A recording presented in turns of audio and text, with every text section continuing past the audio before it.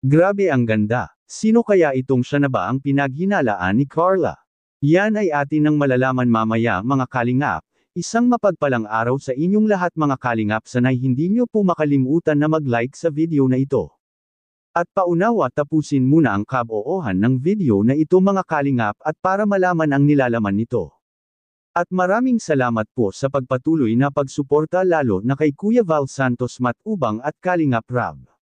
Carla naghihinala pala kay Kuya Jomar. Bakit kaya nakapaghinala si Carla mga kalingap? Yan ay atin nang malalaman mamaya mga kalingap. Isang ganap na dalaga na si Carla mga kalingap dahil sa natatapos na ang 18th birthday ni Carla. At maalala natin na may kasunduan ang dalawang love team ng Jomcarl na mag-umpisa ng manligaw si Kuya Jomar kay Carla mga kalingap pagkatapos ng kanyang birthday. Bagay na hindi naman binigo si Kuya Jomar ni Carla dahil sa pinayagan nga itong si Kuya Jomar na manligaw siya kay Carla mga kalingap. Ang hiling ng karamihang viewers na sana ay hindi sana pahihirapan ni Carla si Kuya Jomar sa panliligaw sa kanya dahil sa matino at mabait naman anyang tao si Kuya Jomar. At bukod pa doon ay hindi ipinapakita at ipinagyayabang ni Kuya Jomar kung ano ang meron siya sa buhay dahil sa kamakailan lang na nakita ng karamihan kung gaano pala kayaman itong si Kuya Jomar mga kalingap. At bagay na nagpahanga ng ilang taga-suporta ng Jomcarl.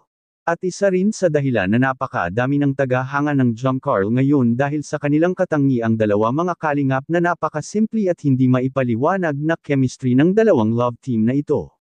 Kaya marami na ang excited sa mga susunod na gagawing hakbang sa panliligaw ni Kuya Jomar kay Carla. Sanay hindi anya mabibigo si Kuya Jomar sa kanyang panliligaw dahil sa siguradong kapag nangyaring sagutin si Kuya Jomar ni Carla ay tiyak na marami ang matutuwa nito mga kalingap. At lalo na ang solid Jomcarl community, sa kabilang dako naman mga kalingap ay pumunta nga ang Team Kalingap sa ibang bansa at para mag-meet and greet doon sa mga tagahanga. Ngunit maganda sana kung nakasama itong si Carla kay Kuya Jomar at nang sa ganun ay mapatibay kaagad ang samahan nila at pagka-close sa isa't isa. Ito na sana ang chance ni Kuya Jomar na makaka-points siya kay Carla sa kanyang panliligaw, dahil siguradong hindi ito titigilan ni Kuya Jomar hanggat hindi siya sasagutin ni Carla mga kalingap, at Carla naghihinala pala ito kay Kuya Jomar. Bakit naman kaya makikita po natin sa video? Ako, trustworthy talaga ako. Papatanong ko yun sa'yo. Ba't parang naging seryoso ka? Kasi iniisip ko po yung pagkakaibigan natin. Paano po masira?